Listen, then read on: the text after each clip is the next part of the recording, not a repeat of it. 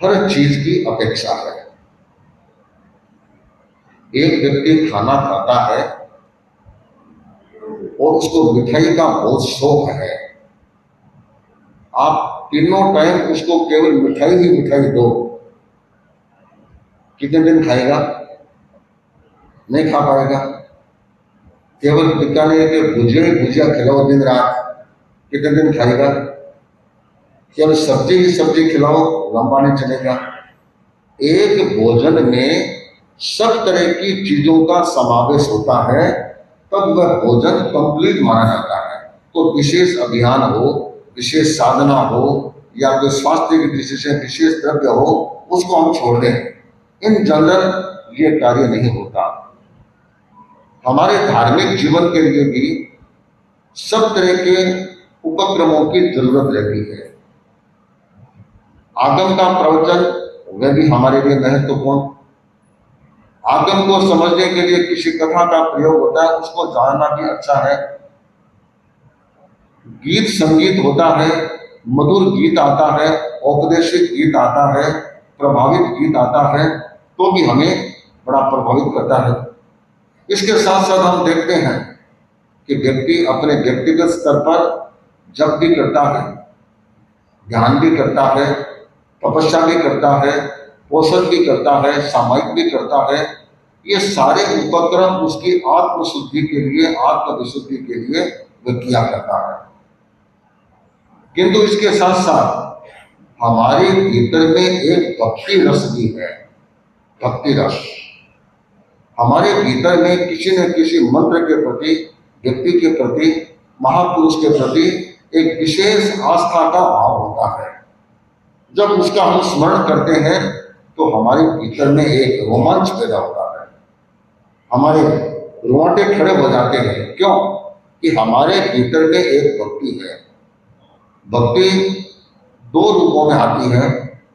एक तो सहज हमारे भीतर में भक्ति का भाव है, भक्ति कर रहे हैं, हमको आनंद आता है। दूसरा होता है विघ्न निवारण के लिए, संकट को मिटाने के लिए, आने वाली बाधाओं को खत्म करने के लिए, शारीरिक असुविधा को ठीक करने के लिए, पारिवारिक समस्या को ठीक करने के लिए, आर्थिक स्थिति को नियंत्रित करने के लिए। बाहरी भौतिक आकांक्षाएं भी व्यक्ति के भीतर में रहती है। उस आधार पर वह इन सब चीजों से मुक्त होना चाहता है। इसके लिए वह जप का प्रयोग करता है, अनुष्ठान का प्रयोग करता है, स्तोत्र का प्रयोग करता है।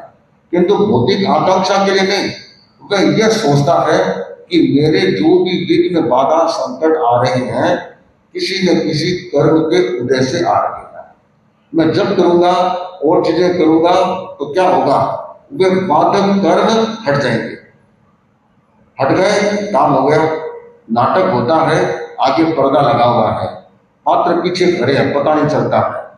जो पर्दा हटता है, मंच सामने दिखने लग जाता है।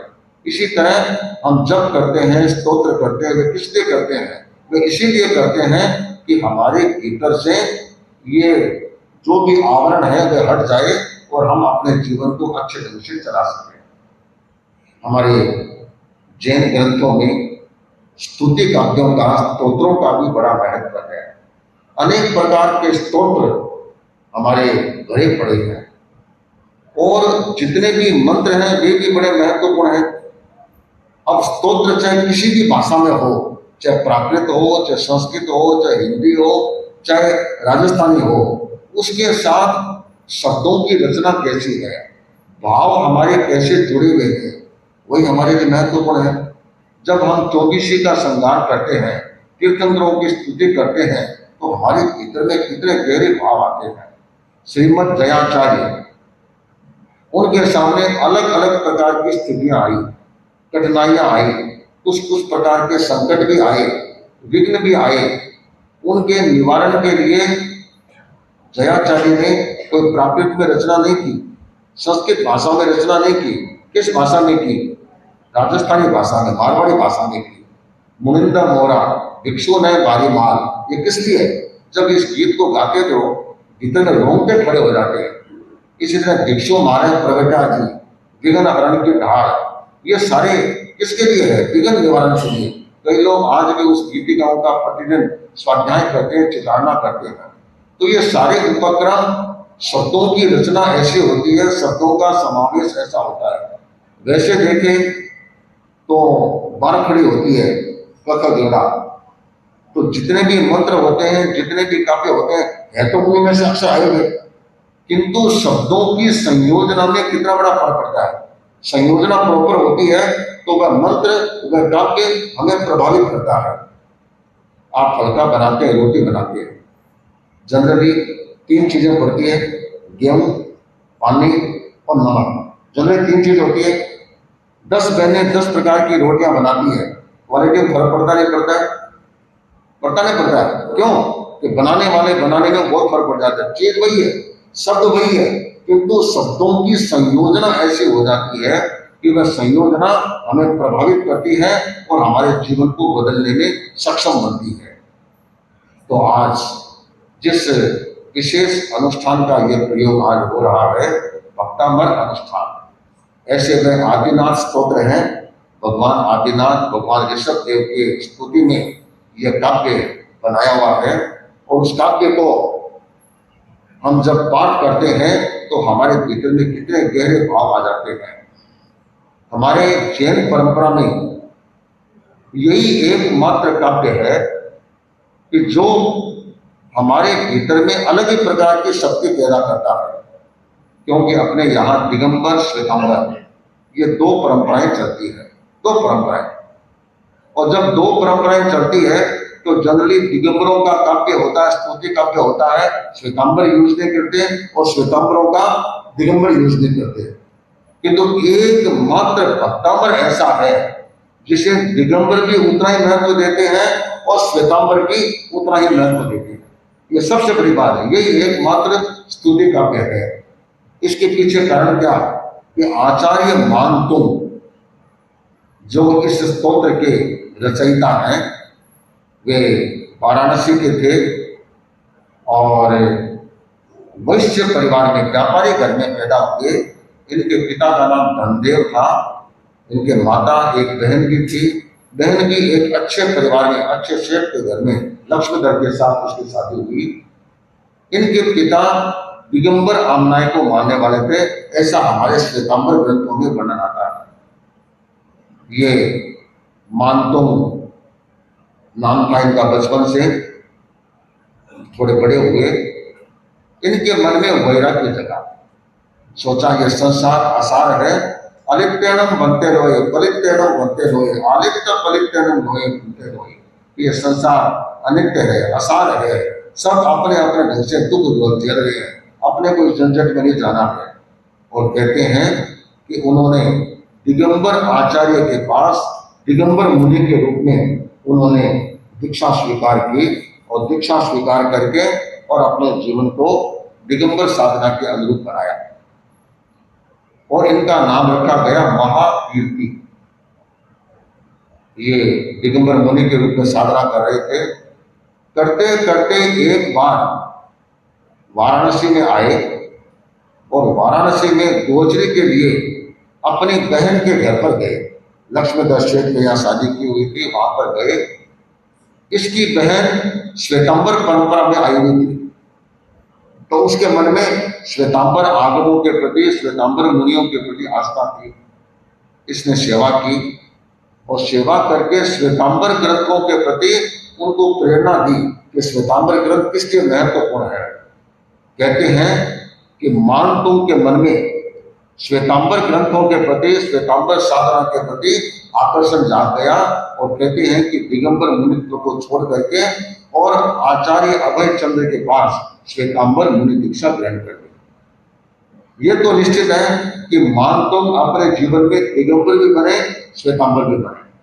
श्वेतांबर क्या कहते हैं कि पहले दिगंबर बने और बाद में श्वेतांबर मुनि के रूप में रहे। दिगंबर क्या कहते हैं कि पहले मानतुंग श्वेतांबर मुनि बने, बस कपड़ा लता छोड़ करके और दिगंबर मुनि बन गए। मूल बात है कि वे दोनों प्रकार की साधना में रहे थे, किंतु श्वेतांबर परंपरा मानती है बाद में वे श्वेतांबर मुनि के रूप में रहे। बाद में पहले नाम उनका महाकीर्ति था, श्वेतांबर मुनि बनते ही उनका जो ओरिजिनल नाम था गृहस्थावस्था का, वही नाम उनका हो गया मानतुंग मुनि। वे अपने गुरु के पास आगमों का अध्ययन किया, शास्त्रों का अध्ययन किया, उनसे काफी मंत्रों का ज्ञान भी प्राप्त किया। और गुरु ने सोचा कि मेरा ये शिष्य सब तरह से योग्य है, इसके आधार पर उनको अपना उत्तराधिकारी घोषित कर दिया, उनको आचार्य बना दिया। क्रम चलता रहा। एक बार राजा हर्षदेव, उनकी सभा में संस्कृत पंडितों को बड़ा महत्व दिया जाता था, बड़ा महत्व दिया जाता।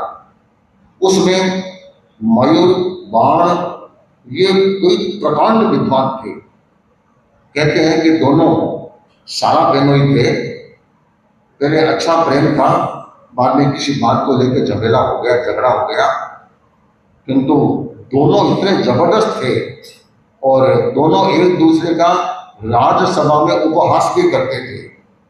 किंतु जब इनके शरीर में कोढ़ जैसा रोग हो गया तो कहते हैं कि उस समय में उन्होंने इस तरह का अभियान किया, एक स्तोत्र की रचना की, सूर्य स्तोत्र की।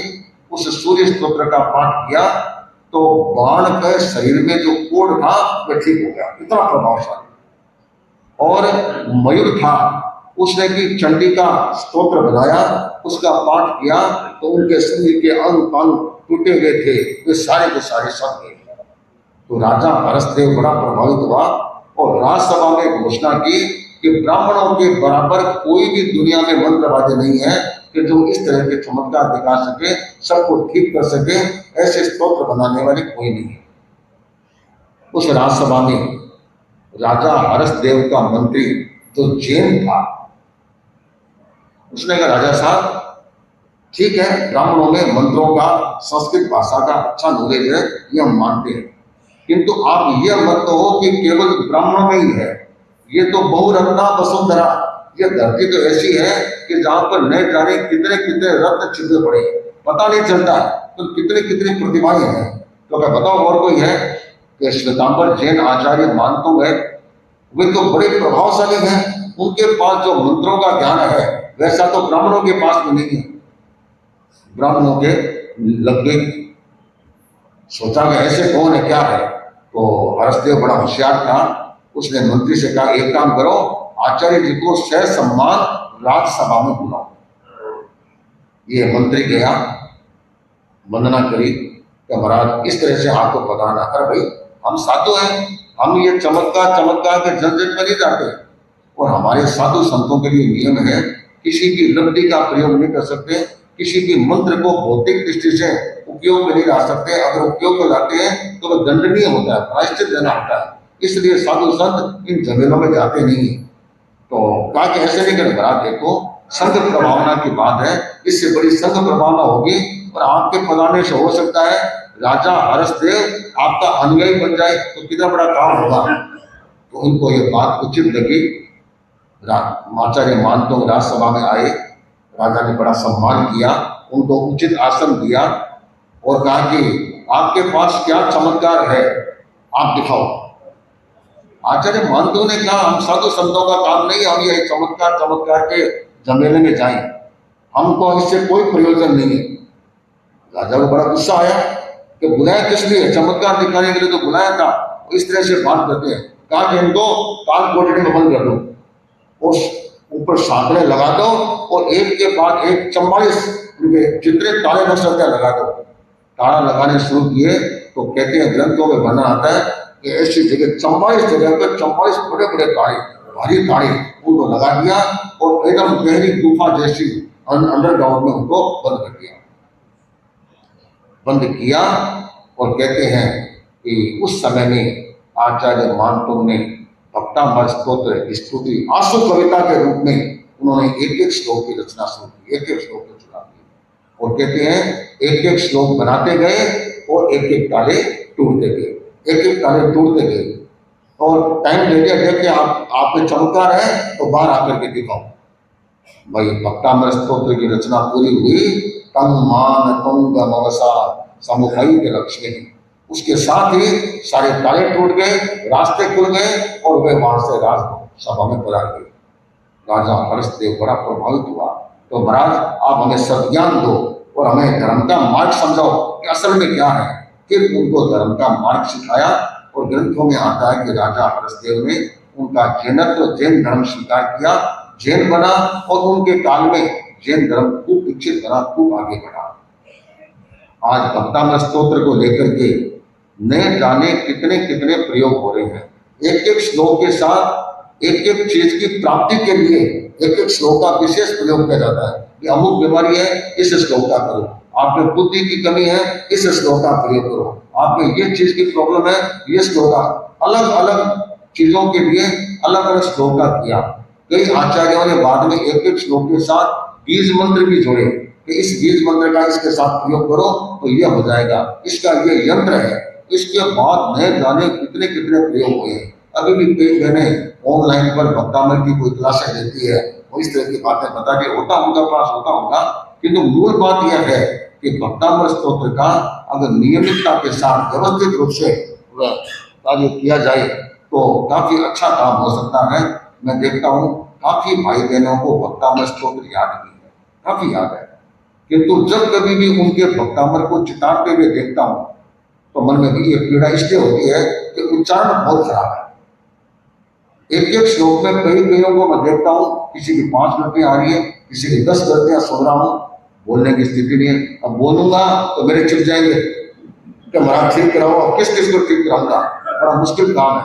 इसलिए सोचना ठीक है, जैसा भाव उनका अच्छा है जैसा करेंगे उतना अच्छा हो जाएगा। मूल बात यह है कि हमारा उच्चारण भी सही होना चाहिए। इसके लिए जब सीखते हैं ना उस समय पूरा ध्यान रख करके सीखना चाहिए। एक एक उच्चारण सही कर लो। एक बार जिस उच्चारण के साथ सीख लिया और लंबे टाइम तक उसी रूप में चितार लिया, फिर उसको चेंज करना बड़ा कठिन है, बड़ा कठिन है। इसलिए शुद्ध उच्चारण के साथ जितना होगा उतना हमारे लिए और ज्यादा विशेष बनता है। तो आज हम भक्तामृत का अनुष्ठान प्रारंभ कर रहे हैं।